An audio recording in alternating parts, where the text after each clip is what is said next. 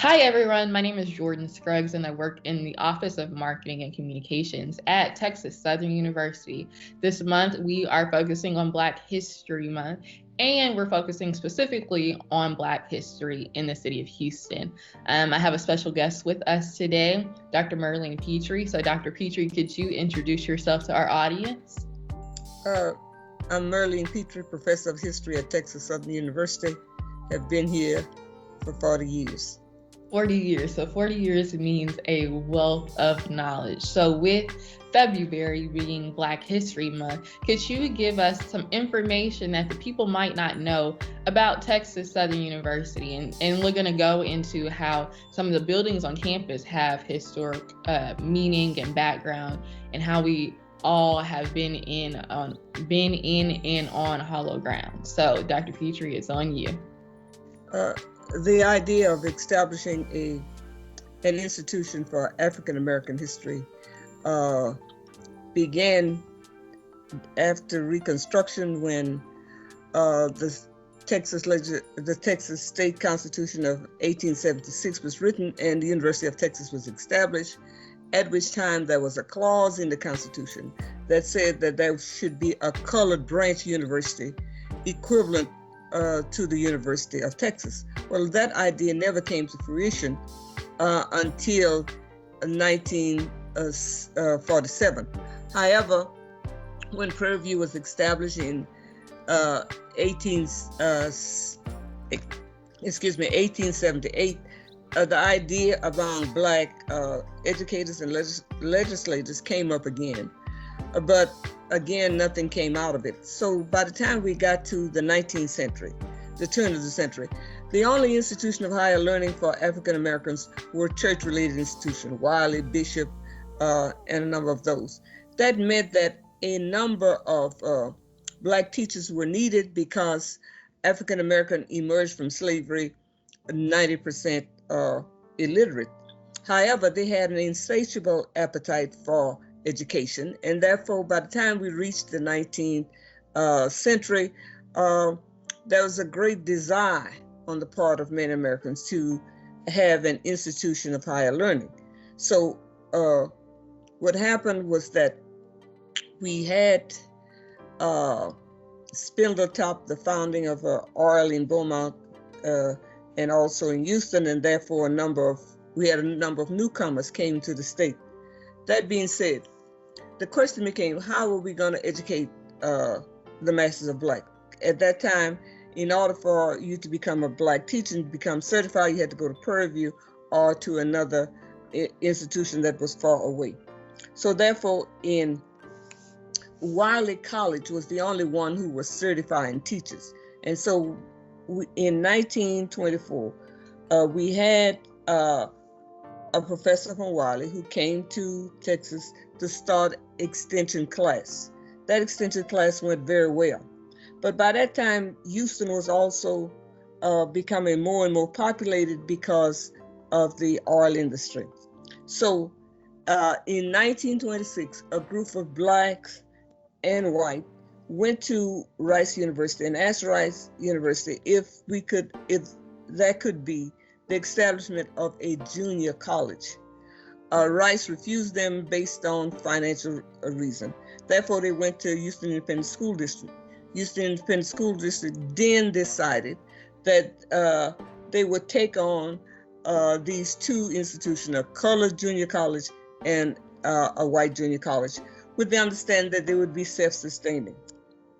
So in 1927, we had the establishment of a Houston Colored Junior College. That people who was desirous of going to college would go to school. They would use Yates High School at night for them to go to college. So we can say from 1927 to 1943, there was no building, separate independent building for African Americans at the junior college because they were using Yates. In 1943, you would begin to see a number of blacks who would go to HISD and ask that they would establish a building. That building did not come to fruition until 1947. The current building that we now know as Fairchild Building. The idea of the land, or should I say it this way, the land was already purchased by HISD. The question was, how were you going to build a building? What African Americans did was to pool their resources. You had John David and a guy by the name of Pemberton who would chair a committee. They would go to businessmen, philanthropists, and churches, business, fraternal organization.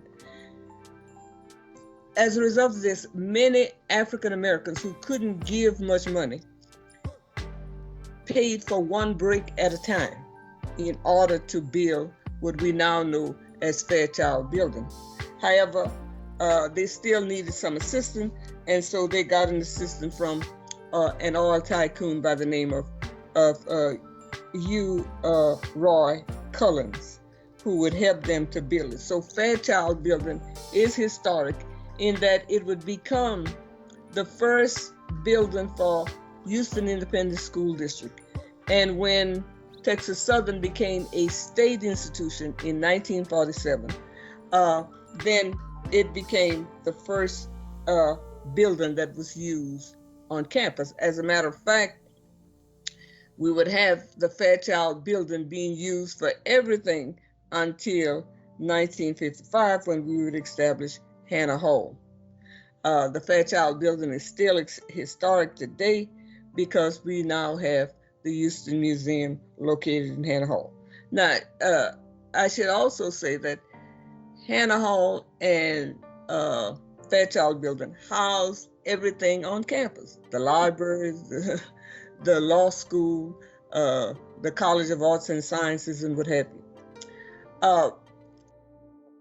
After the establishment of Texas Southern, 1 year after the establishment of Texas Southern, we had the establishment of the pharmacy school in 1948.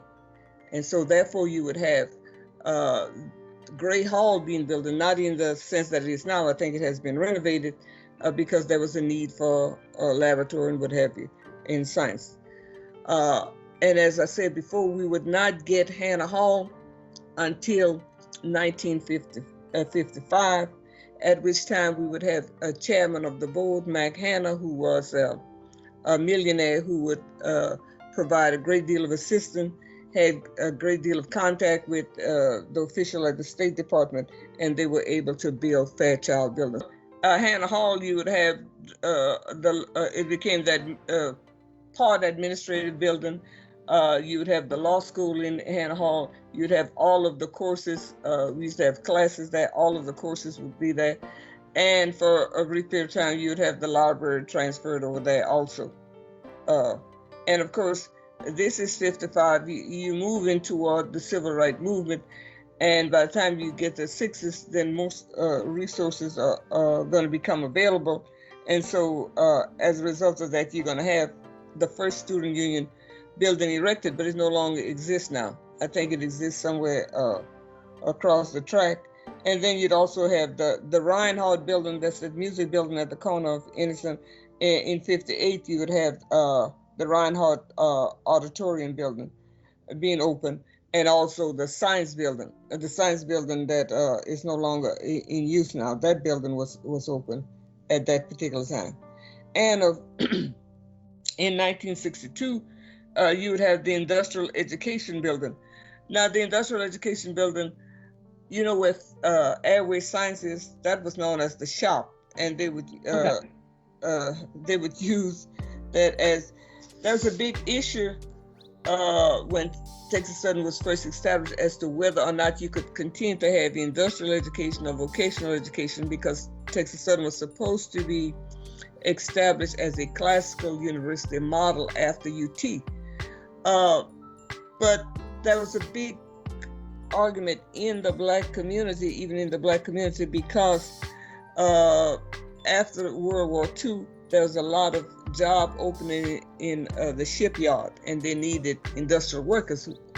but what you find is that the Dart School that is going to become the vocational school at TSU, the Dart School was already in existence during the war and was able to train a number of black men, but they were not hiring those men. But still, the argument was that as you move toward industrialization, you're going to need people to do those work, and so as a result, they continued to keep it. As you had vocational education, you also had the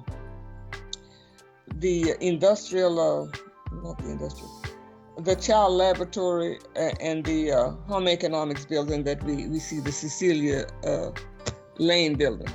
So as the country, as the school grew, you began to have more and more buildings reflecting the need for a certain area for the student to learn in. And of course, you might have heard a great deal about the art building. The art building, we didn't have the art building until in the 60s.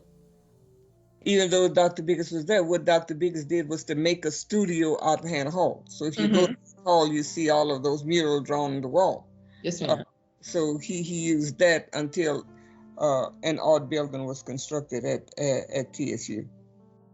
And you have a number of other buildings that has come about late in the 60s and 70s as a result of the civil rights movement and the a lawsuit brought on by the NAACP. But blacks schools were underfunded, under-resourced and what have you, and so you begin to have the renovation of a number of those buildings and a few more added as a result of that. Okay. Well, that was a good deal of knowledge, and I learned something that I did not know previously. So thank you for taking us on that journey. And giving us the information that we need to know about Texas Southern University and how we are Houston's history, and how all roads lead to TSU. So Dr. Pitre, I thank you for your time and for giving us that knowledge. Okay, thank you. It's been my pleasure.